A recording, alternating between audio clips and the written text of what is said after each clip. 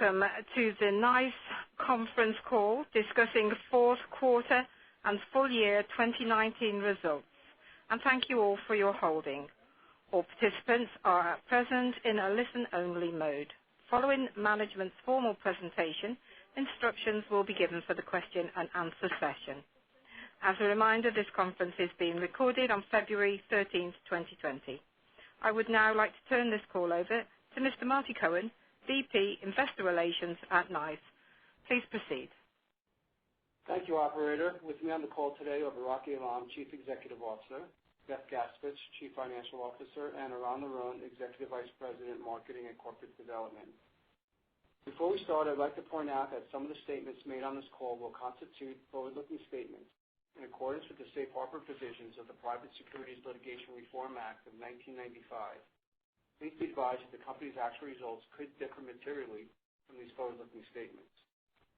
Additional information regarding the factors that could cause actual results or performance of the company to differ materially is contained in the section entitled Risk Factors in Item 3 in the company's 2018 Annual Report on Form 20-F, as filed with the Securities and Exchange Commission on April 5th, 2019.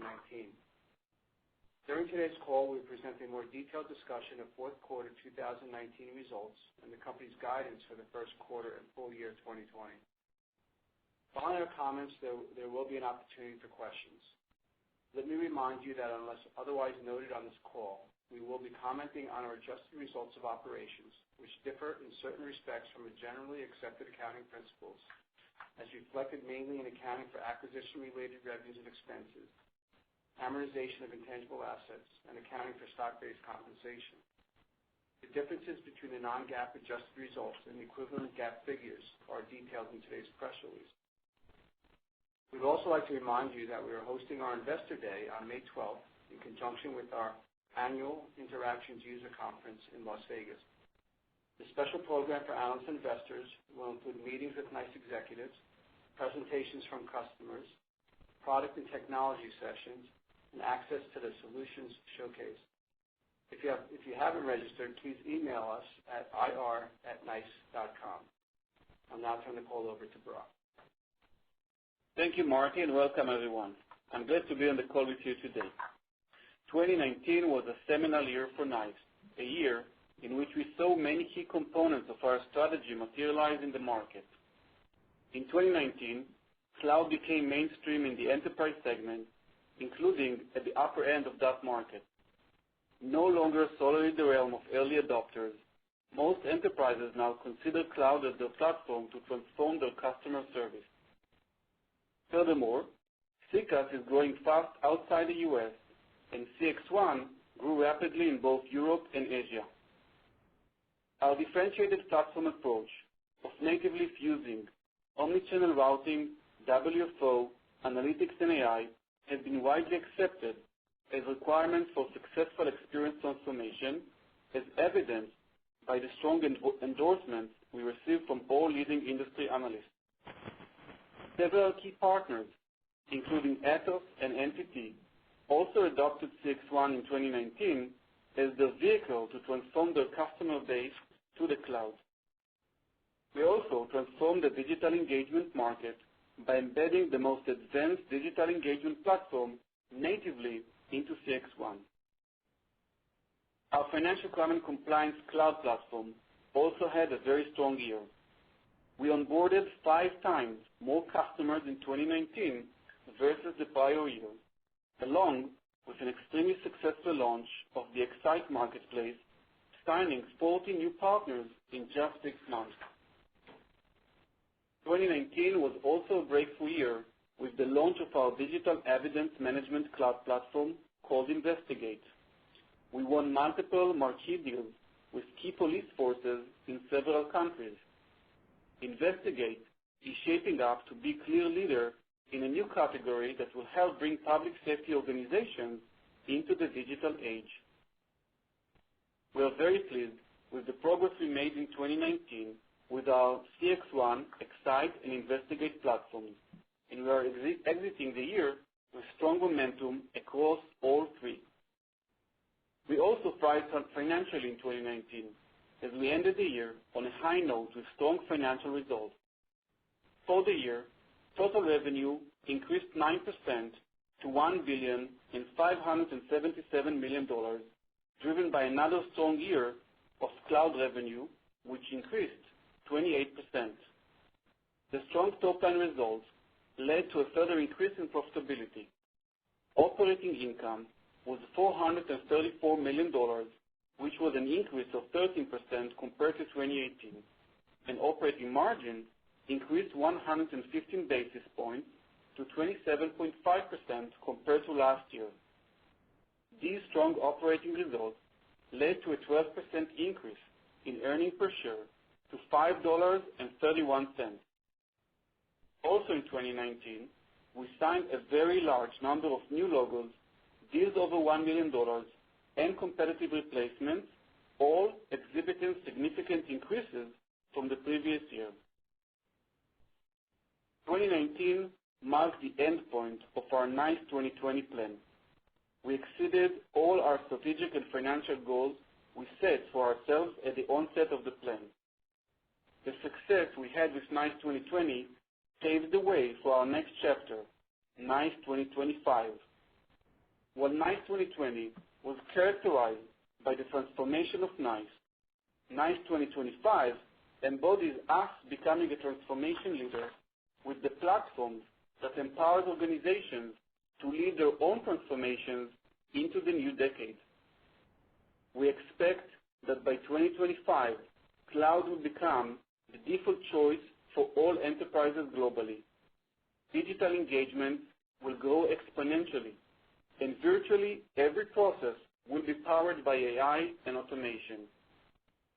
NICE is the de facto platform of choice that is enabling these changes as our cloud leadership continues to expand into all segments and globally, as we become a true digital-centric company, and as our AI and analytics capabilities become even smarter and easier to consume. So let me now dig into some of the details by reflecting on 2019 and how that paves the way for 2025. In 2019, cloud took the lead, driven by our CXone cloud platform. Cloud revenue grew by 28% and represented 38% of our total revenue. Just this past quarter, we continue to experience more examples of large enterprises embracing the cloud with CXone, including many 7-digit ACV deals from multiple industries. These deals included a large global core banking provider, a large global learning company, a well-known home services company, a large insurance broker, an international government agency, a fitness company, a nationwide auto dealer, and a healthcare company. As we move toward 2025, the vast majority of the market opportunity is ahead of us, as cloud is significantly underpenetrated in all segments of the market. In customer experience, we are in an excellent position to capitalize, as CXone is already clearly established as the leading cloud platform. In financial crime and compliance, the X-Sight cloud platform is paving the way for significant TAM expansion, as it enables us to capture the mid-market that was not previously available to us. And in public safety, thousands of organizations have yet to embrace the cloud, giving us tremendous opportunities to bring the end-to-end evidence management market into the cloud with the Investigate platform. With these great prospects ahead of us, we believe that our cloud revenues can move from the current 38% to over 60% of our total revenues over the next several years, along with continued improvement in cloud gross margins. While cloud is a strong driver of our business, digital is also fueling growth as organizations are moving more aggressively towards digital transformation. We are ahead of the curve as we have pivoted our entire portfolio towards digital. In fact, on Cyber Monday in 2019, we had a record-breaking digital customer service interactions powered by CXone with a 78% increase compared to last year. we acquired Brand Embassy, which provides a significant digital expansion to CXone, and we are already seeing many customers take on the additional digital channels. In 2019, we witnessed an increase in Excite deals driven by both digital banks and digital transformations of traditional financial services companies. Also, during the past year, NICE Investigate was launched and already became the premier digital platform for public safety, with more than 10 leading public safety organizations selecting the platform as their vehicle to help launch them into the digital era. As we head toward 2025, like the cloud, the digital revolution will accelerate with the continued rise of the digital generation, and organizations will be faced with disruption as they fight to win the digital battlefield. We believe that this will double the opportunity for CXone. In financial crime and compliance, digital is presenting the largest ever TAM expansion opportunity for Excite, as the number of companies providing financial services is expected to triple. In public safety, thousands of organizations will focus their energy on moving from paper to digital. Investigate was developed in the last 3 years and launched last year to capitalize on this tremendous opportunity. The vast amount of digital data that is being captured provides organizations an opportunity to make faster and more intelligent decisions by harnessing the power of AI and analytics. Through innovation and acquisitions, we have established ourselves as the clear analytics leader. In 2019, we witnessed continued strong growth of revenues coming from our analytics and AI-based solutions. In Q4, we signed a 7-digit deal with a European bank for our Compliance Center solution, and a 7-digit deal with another European financial institution for holistic compliance. There was a 7-digit deal with an online payment provider for a portfolio of our analytics solutions, and a 7-digit deal with a large clothing retailer that also included a portfolio of our analytics solutions. We signed a 7-digit deal with a large bank for our Employee Engagement Manager solution, a 7-digit deal with financial services organizations for a portfolio of analytics, including RPA and Excedia analytics, as well as a 7-digit deal with a large telco for interaction analytics. There are also several 7-digit analytics deals with various global financial institutions, as well as a casino that included our AI-powered Optimized Watch solution. As we move forward to 2025, the volume of data will continue to accelerate.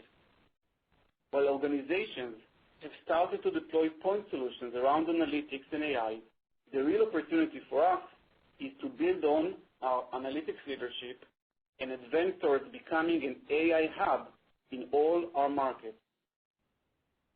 Given our 10 years of success in analytics, our domain expertise, and the vast amount of data on our platforms, we are in the best position to take analytics and AI to the next level, making them smarter and easier to consume.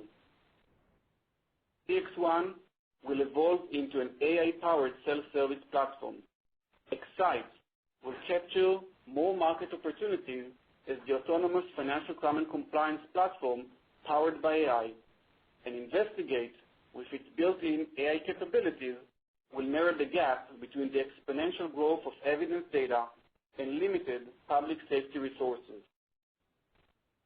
While the cloud, digital, and AI, each alone provide tremendous avenues for growth, together as interconnected pillars, they provide an even greater growth opportunities as we push forward with NICE 2025. In closing, we are already the undisputed cloud platform leader in our market with CXone, Excite, and Investigate. As we look ahead, it is this platform strategy that will continue to separate NICE from its competitors. We have the assets, the people, and the technology to lead us into the next chapter at NICE. The NICE of 2025 will be a transformative version of NICE 2020. I also want to take this opportunity to thank all our employees around the globe for their outstanding commitment and contribution in helping us exceed the goals we set for ourselves with NICE 2020. We have an excellent team at NICE that has proven itself time and again, which gives me great confidence to take on the mission of NICE 2025. I will now turn the call over to Beth, who will review our financial results. Thank you, Barak, and good day, everyone. I am pleased to provide the analysis of our financial results and business performance for the fourth quarter and full year 2019, as well as our outlook for the first quarter and full year 2020. Total revenue for the fourth quarter reached $431 million, an increase of 4% from $413 million in the same period of last year. Full year revenue was $1,577 million, which represented 9% growth over 2018 full year revenue of $1,453 million. Our total revenue growth was driven by our continued successful execution in the cloud, as our cloud revenue grew 25% in the fourth quarter and 28% for the full year of 2019. Customer engagement revenues for the fourth quarter were $335 million, a 3% increase over the same quarter in 2018, and represented 78% of our total revenues. For the full year, customer engagement revenues were $1,268 million, an increase of 9% compared to the full year 2018. Financial crime and compliance revenues for the fourth quarter increased by 10% and were $96 million, representing 22% of total revenues. For the full year, financial crime and compliance revenues were $309 million, an increase of 7% compared to the full year 2018. Recurring revenue for the fourth quarter and full year continued to increase and reached 71% and 72%, respectively, of total revenue compared to 66% and 69%, respectively, for the same period last year. Cloud revenues accounted for 39% and 38% of total revenue for the fourth quarter and full year, up 6 percentage points compared to the same period last year. Product revenues accounted for 19% of total revenue in the fourth quarter and 17% for the full year. Service revenues accounted for the remaining 42% of total revenue in the fourth quarter and 45% for the full year 2019. Looking at geographies, Americas contributed $328 million to total revenue in the fourth quarter and $1,238 million to the full year revenue, which represented 1% and 9% growth respectively. Revenues in EMEA increased by 2% to $57 million in the fourth quarter, and for the full year, EMEA revenues increased 4% to $217 million. Revenues in EMEA increased 8% for the full year on a constant currency basis. APAC revenues in the fourth quarter increased 34% to $46 million, and full year revenue increased 8% to $123 million. And now to profitability. We continued to grow our gross profit to a record high. In the fourth quarter, it reached $314 million compared to $297 million in the fourth quarter of 2018. For the full year, gross profit increased 9% and was $1,125 million compared to $1,032 million for the full year 2018. In the fourth quarter, gross margin grew 90 basis points from 71.9% to 72.8%, driven by our fast-growing cloud gross margin, which continued to increase and reached 63.8% compared to 59.9% in the same quarter last year. Operating income increased to $130 million and $434 million, representing growth of 9.3% and 13.3% respectively for the fourth quarter and full year 2019. full-year operating margin expanded 110 basis points to 27.5%, and we expect to see further growth over the next several years to a 30% operating margin as a result of our continued revenue growth and the leverage in our financial model. We continue to remain committed to expand profitability over time. Earnings per share for the fourth quarter grew 6.8% and reached an all-time high of $1.58 compared to $1.48 in the fourth quarter of last year. Full year 2019 earnings per share was $5.31, representing growth of 12%. We experienced another strong quarter of cash generation, which was $91 million, and the full year cash flow from operations was $374 million. Total cash and financial investments were $981 million at the end of December 2019, and total debt was $465 million, net of issuance costs and the equity component associated with our convertible debt. With cash and financial investments near $1 billion as we exited 2019, combined with consistent ongoing strong cash generation, we announced earlier today a new share repurchase program in the amount of $200 million. The new program demonstrates our confidence in our business and financial performance. It also reflects our ongoing commitment to return capital to our shareholders, as disciplined capital allocation is fundamental to our overall strategy. I will conclude my remarks with our guidance. For the first quarter of 2020, we expect total revenue to be in the range of $406 million to $416 million. We expect the first quarter of 2020 fully diluted earnings per share to be in an expected range of $1.27 to $1.37. For the full year 2020, we expect total revenue to be in the range of $1,690 million to $1,710 million. We expect full year 2020 fully diluted earnings per share to be in an expected range of $5.65 to $5.85. We expect the effective tax rate for 2020 to be in the range of 21 to 23%. To conclude, we are looking forward to seeing you at our Investor Day on May 12th, which is taking place in conjunction with our Interactions Conference in Las Vegas. I will now turn the call over to the operator for questions. Operator? Thank you. So, ladies and gentlemen, if you would like to ask a question, please key star then 1 on your telephone. If you decide to withdraw your question, please key star 2. All questions will be answered in the order received, and you'll be advised when to ask your question. So just to remind you, it's star then 1 on the telephone. And our first question comes from Hugh Cunningham.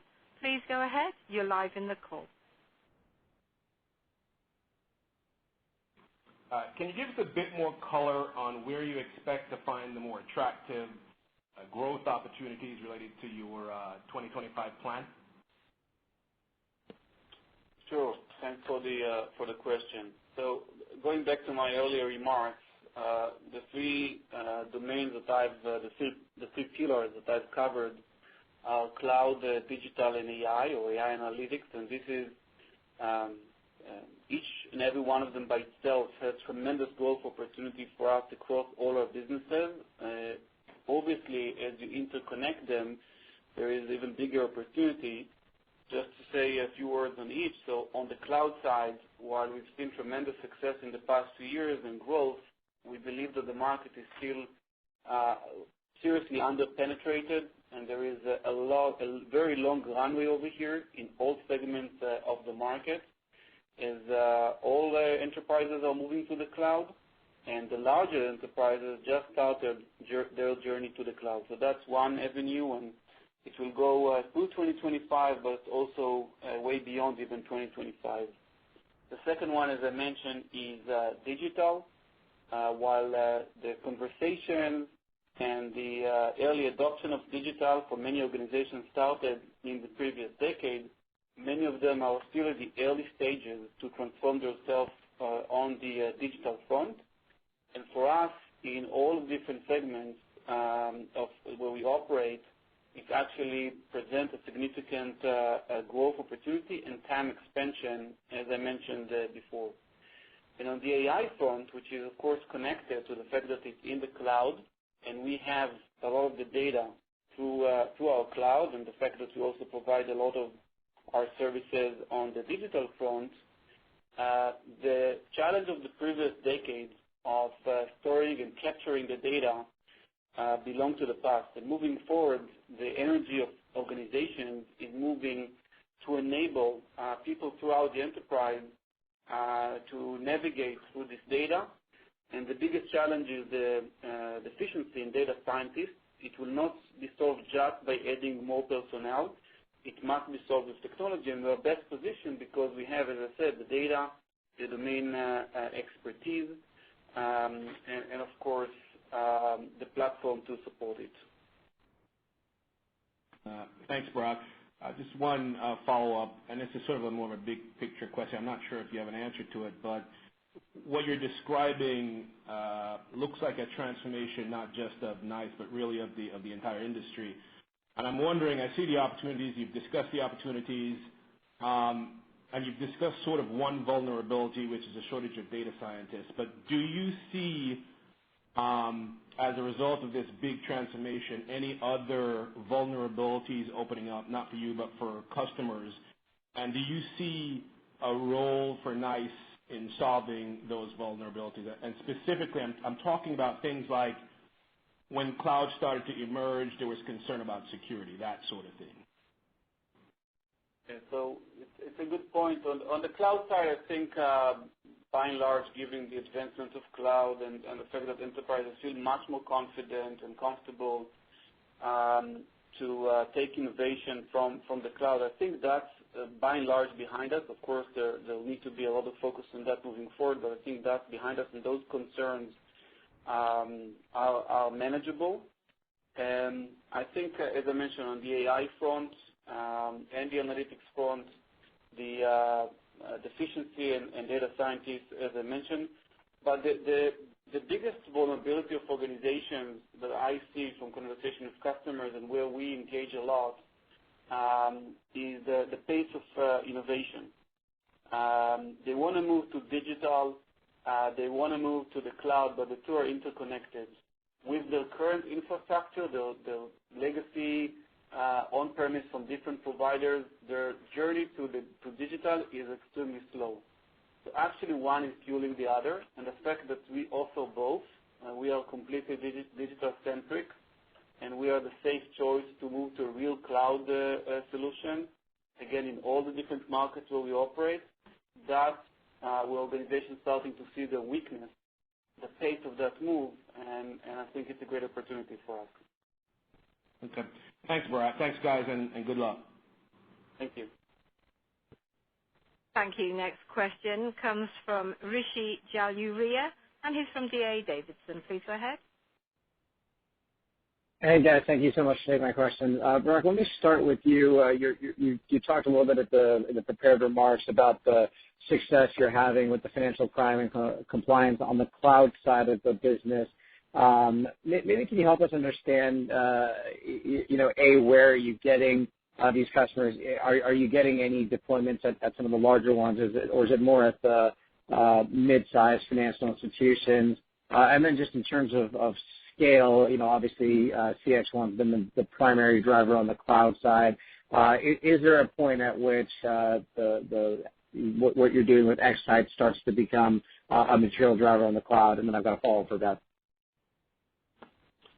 Yeah, so indeed, what we said in the previous few calls is that we are starting to see a lot of traction with X-Sight and the cloud, and it will take time for it to ramp up. I provided an update that we onboarded 5 times more customers in 2019 versus 2018, which is tremendous. For us, it's actually a great TAM expansion opportunity. Historically, we've been providing financial crime and compliance solution to the higher end of the market, very large financial services. The mid-market was not very available to us because those organizations had a hard time to buy and adopt these solutions on an on-premise way. As we launch Essential and Excite, it completely opened up for us the mid-market, and this is exactly where we see the opportunity. So most of it today is in the mid-market, still, by the way, very substantial in size financial services. At some point, we believe it will also go up market. So we have an opportunity on both sides over here. So it's a very healthy mix, and yes, we are going in the very similar direction of what we've done with CX1. We didn't just came out with a cloud offering, but rather a full-blown platform, Excite, leveraging many of the know-how and the domain expertise we have with CX1, and we're starting to see the success. In the fourth quarter, you saw a double-digit growth on the financial crime and compliance business. Also annually, the growth rate was faster than 2018. So we're very optimistic about the potential there. Great, thanks. That's helpful. And then Beth, just wanted to ask a margins question. So operating margins definitely been continuing to improve over time.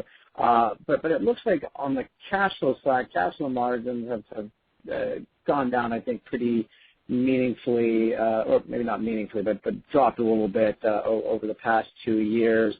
Can you maybe help us understand why this is and how we should be thinking about drivers for cash flow margin expansion from here? Thanks.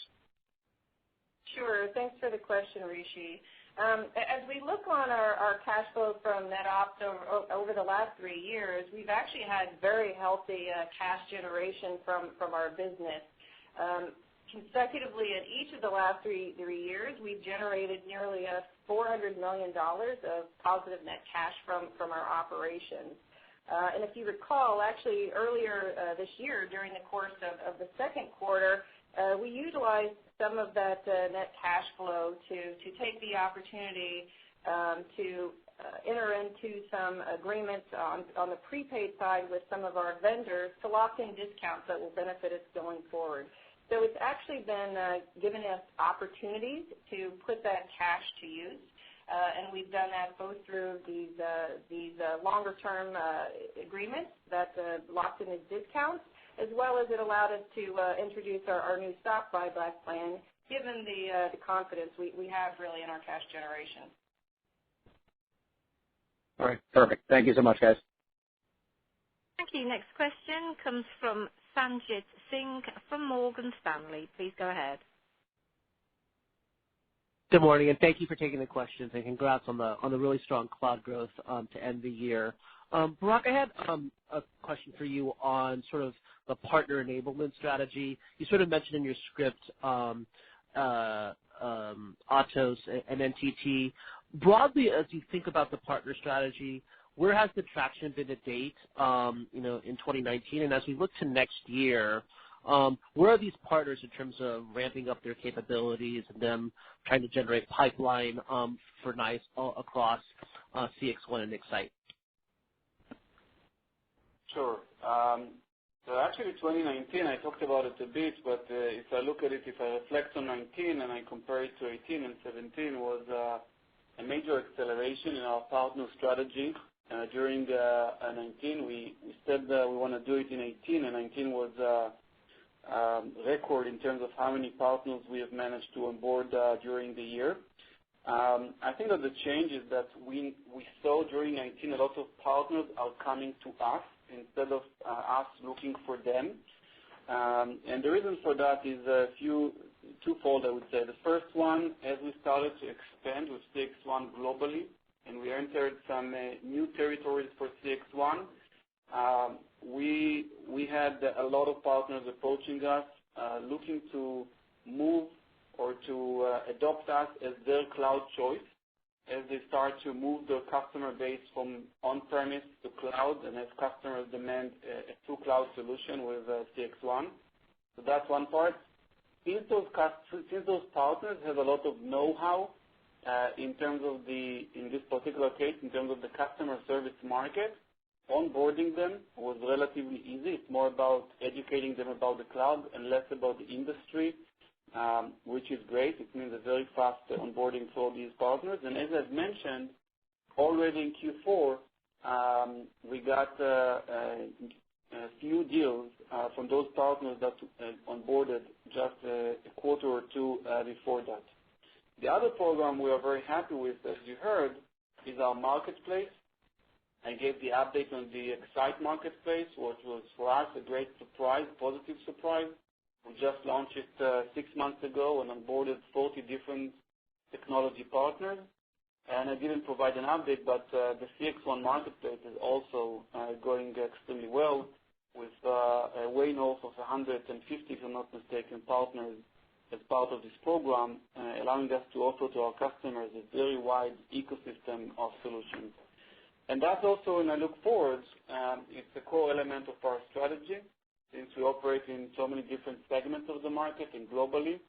By that way, we can actually cater to all segments of the market in a very effective way, and it allows us a very strong footprint throughout all different regions.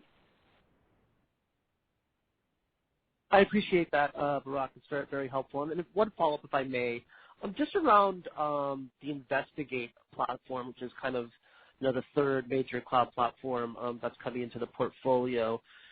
We talked about Analyst Day and sort of customer engagement, that TAM being around $12 billion over the next couple of years, and financial crime and compliance going from $2 to $4 billion. How do you sort of think about sizing the opportunity for Investigate, and what does that competitive environment look like in that segment of market versus your traditional core markets? Sure. So we have a very large customer base in the public safety domain. It is a very healthy customer base that we are very happy to have. They are very loyal customers for many, many years, thousands of customers, as I've mentioned. And we enjoyed working with them and catered to them for years. What we have seen and started to work on in the last 2 years is that those guys will get bombarded very soon with the task of how to manage evidence. This is taking us way beyond our traditional role in this market, and we saw that the opportunity is actually to build a platform that will be help those public safety organizations to manage evidence in the digital era in an A to Z. It's a much bigger role than what we had with those organizations in the past. And we worked on that for a couple of years. We piloted with a few customers. We had some partners, design partners, and we basically launched it late in 2018, and we started to market it during 2019. We had some initial success in Europe, and surprisingly, it started to move very fast. And in the second half of the year, we also saw ourselves selected in numerous places also in the U.S. So that's the traction that we see. As I mentioned, just in 2019 alone, just from launching it, 10 very substantial, large public safety organizations adopted that. It's hard to estimate right now what will be the size of that market. We believe it's substantial, and it's just the beginning of this market, and we believe that this adoption will accelerate. As we move forward and we have better understanding of the full potential over here and trying to quantify it, of course, we'll share that with you. Appreciate it, Barak. Thank you. Thank you. Next question comes from Paul Coster from J.P. Morgan. Please go ahead. Yeah, thanks for taking my questions.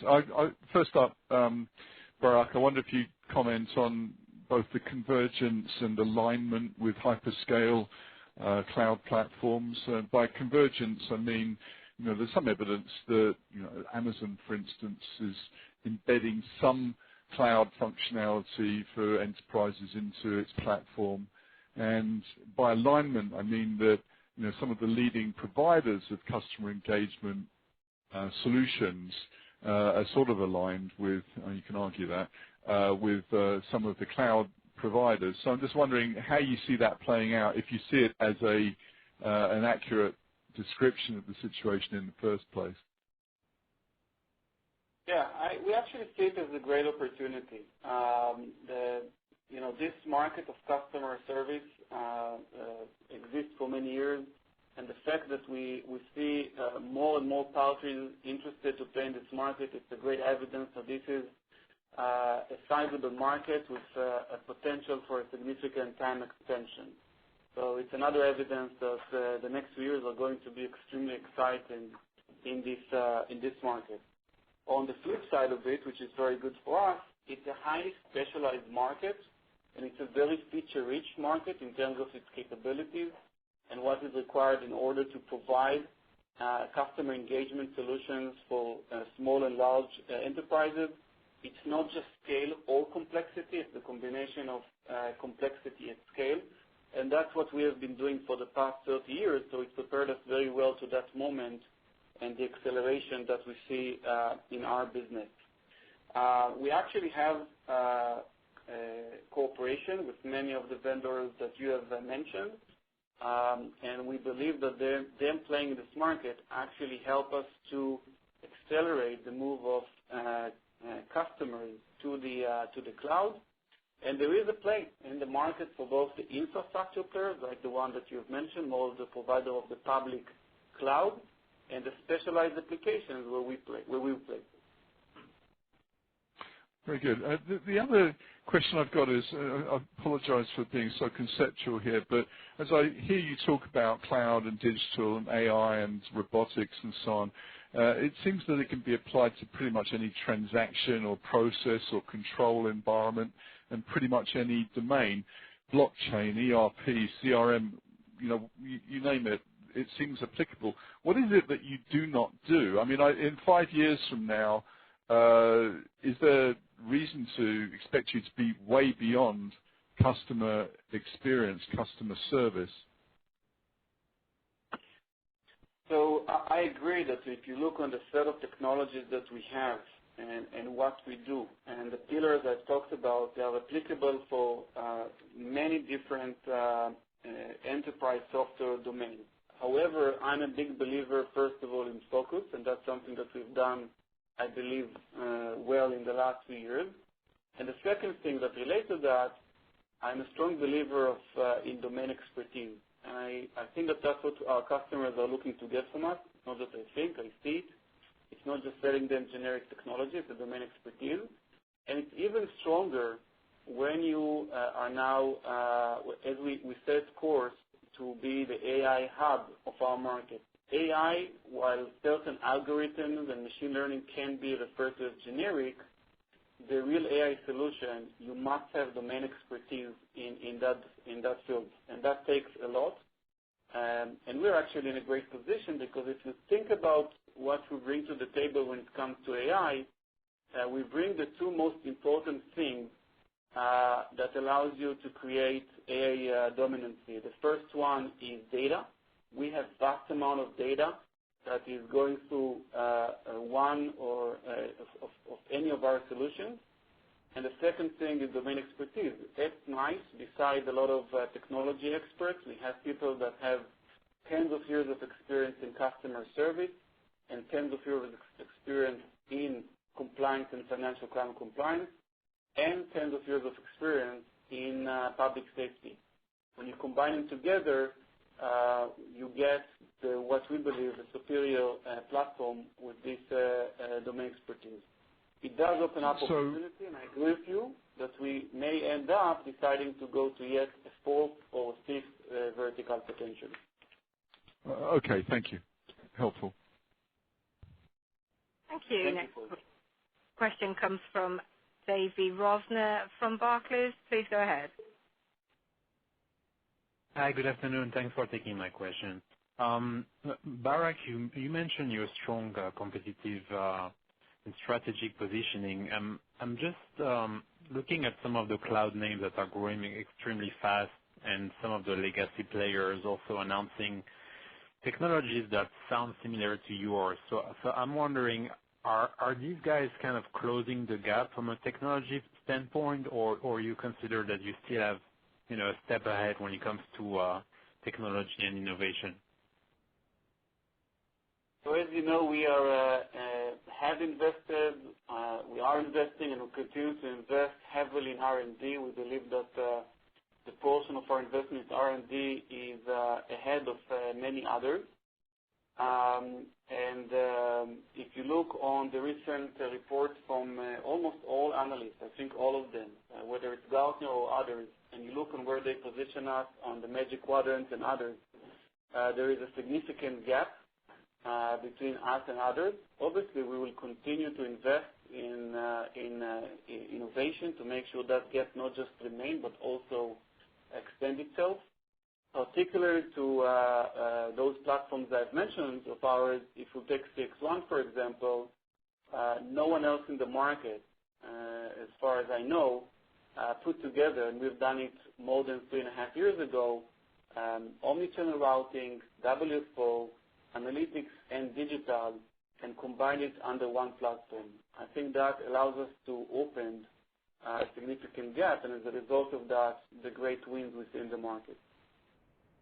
Got it. That's helpful. And then you mentioned in your prepared remarks the several acquisitions that you made over the last 5 years. And I guess looking ahead, should we expecting a similar pace, or now is in a different place, and therefore you don't really have to allocate your cash towards acquisition, but rather return it to shareholders?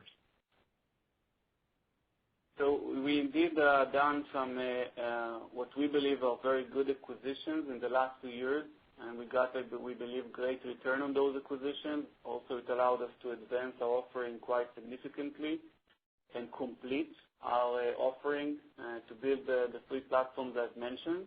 Of course, given the fact that our position in the market and the fact that we would like to further augment our leadership and our growth, we will continue to be active on the M&A front. Having said that, we believe that we have everything that we need in order to execute on the NICE 2025 vision and strategy that I've mentioned.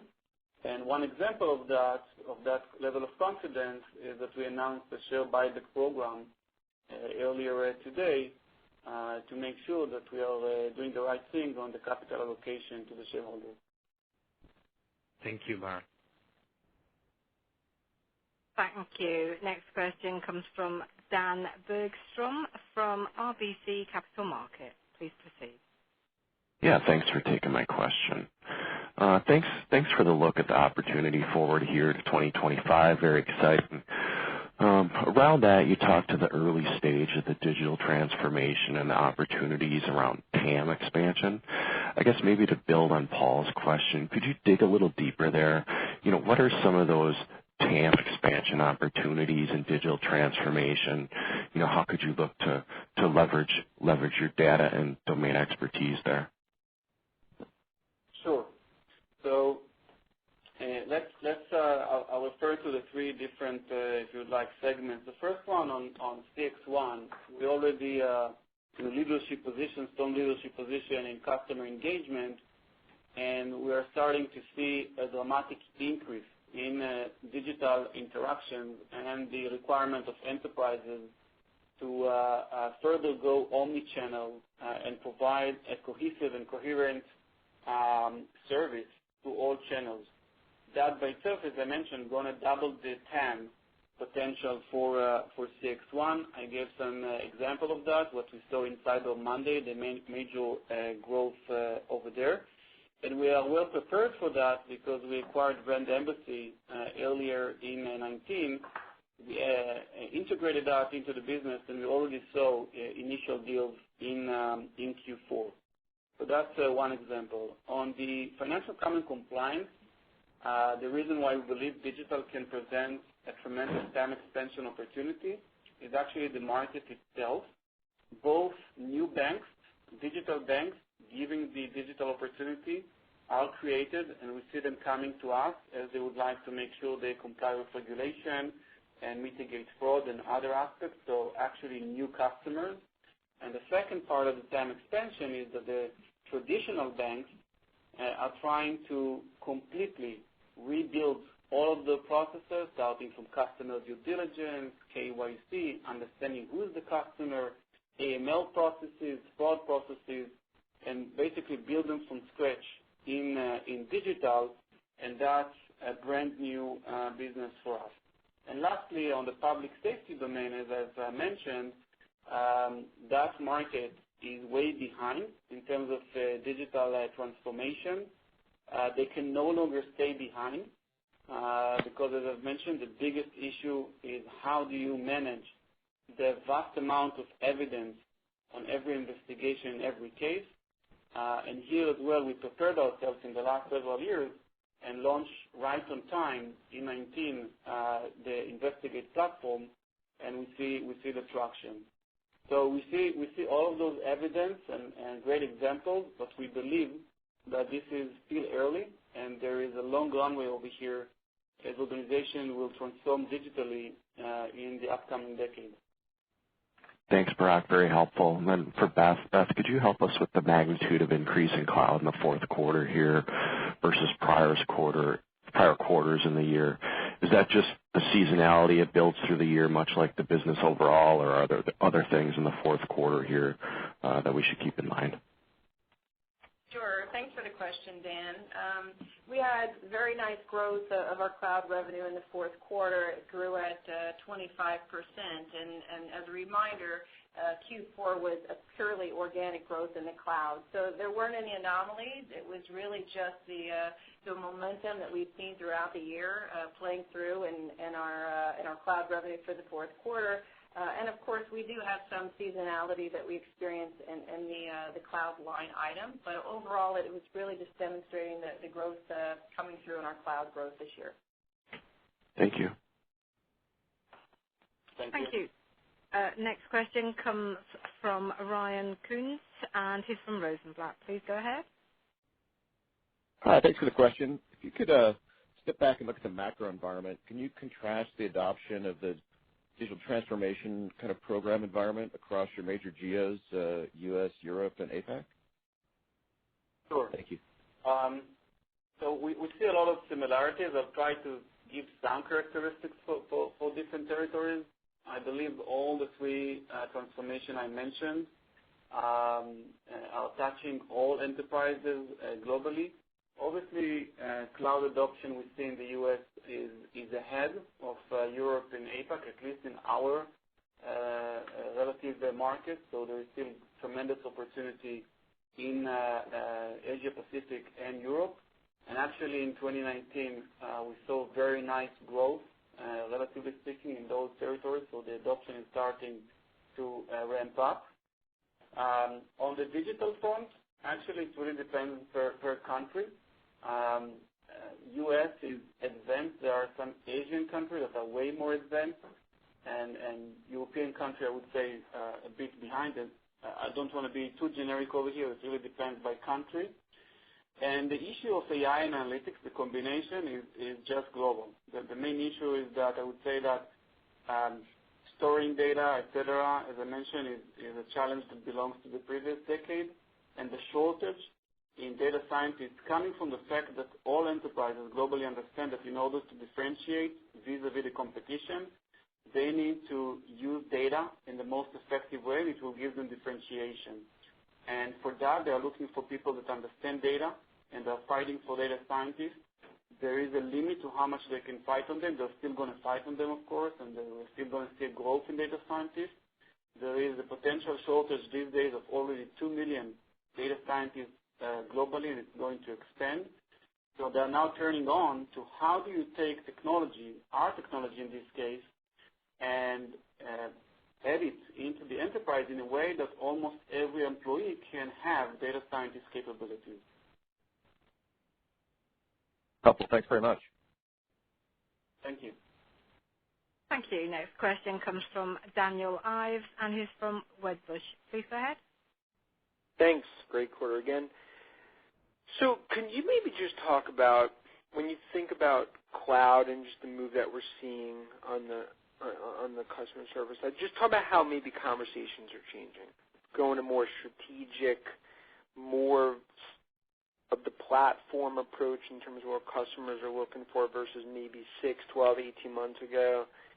And maybe you just think about it, Barak, like how much of it is the product versus what's happening in the market? Like if you just think about it. Sure. So if I try to think about the conversation, I participated in dozens of them with customers in the last few months and quarters, and I also look a bit back. One of the things that changed dramatically, and that already belongs to, I would say, 18, is that there is no longer conversation about whether we should move to the cloud. I'm talking from the customer viewpoint. We don't hear it anymore. Is cloud safe and things like that? Of course, they are doing their diligence and so on and so forth, but that phase of educating why cloud is better, I think, by and large, is behind us almost in all segments of the market. Customers today say, we would like to move to the cloud. The key question for them is we know what's the end state, what's the journey, what's the best way for us to do that. Obviously, the louder the customer is, the more complicated it is for them, given the variety of integrations that they have, complexity, past depreciation, and so on and so forth. But I think that the real thing that is changing, if I look on the past year, is the better understanding of customers that cloud by itself is the technology, it's the vehicle of delivery, but it's about what it enables them. And it's not just the economics, and it's not just, the infrastructure. It's about, I would say, two things. One is unique to our market, and one, I believe, is to several other markets as well. The first one is the pace of innovation. The understanding that regardless of cost, etc., the fact that you deploy a true cloud solution, a native cloud solution with all the capabilities, you can move your pace of innovation as an organization from once every 2 years to something that happens constantly by the month. This is huge. It's something that is dramatic in their ability to move forward the organization. And that, I believe, true for a variety of enterprise software verticals and industries. The one that is quite unique to the customer engagement market is the power of elasticity. If you think about the customer service and you think about the ups and downs that they have in terms of demand, given different seasonality they have in the business, and the fact that instead of buying to the maximum capacity or in an on-premise fashion, they can procure from someone like us that offers full elasticity. Not all cloud solutions offer that elasticity. That's huge for them and their ability to navigate through both their business and their financials. So that's the type of conversation we see these days. Great. No, very insightful, and great job again. Thank you. Thank you. Next question comes from Walter Pritchard from Citi. Please go ahead. Hi, thank you. Question for Beth and a question for Barak. Beth, on the gross margins, you've highlighted the sort of buy downs of sounds probably connectivity and other costs for cloud. And I'm curious, when you look at the improvements you've had year over year in gross margin, and then how you're thinking about that into 2020, what factors would you point to that have been most impactful to those gross margin improvements? And then as you look into which of those are the most sustainable going forward?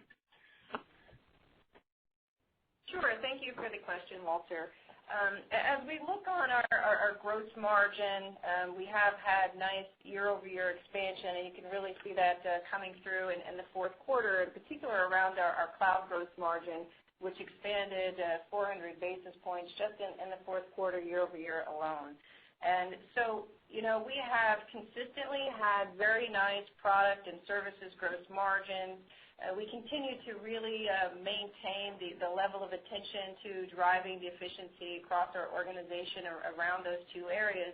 But cloud is an area where we've really continued to capitalize, and we'll see further expansion going into 2020. It's coming from a number of areas. First of all, just the fact that as we're moving into the larger enterprise, we have a land and expand approach. That allows us to go in and continue to sell software, which comes at a higher margin and higher profitability versus the network connectivity. So that's driving more to the bottom line. At the same time, we're also looking at our cloud operations similar to the way that we've looked on our services business over the past few years, really just driving a lot of operational efficiencies and cost control around the business. So those are some of the areas that we'll continue to focus on throughout 2020 2020, and that we're confident will continue to drive the overall margin profile higher. Thank you. And then, Barak, there was a question asked earlier on the hyperscale entry into the market, and I guess what we're seeing as well, you have some of the traditional CRM players pushing into the telephony channel, maybe haven't been there in the past.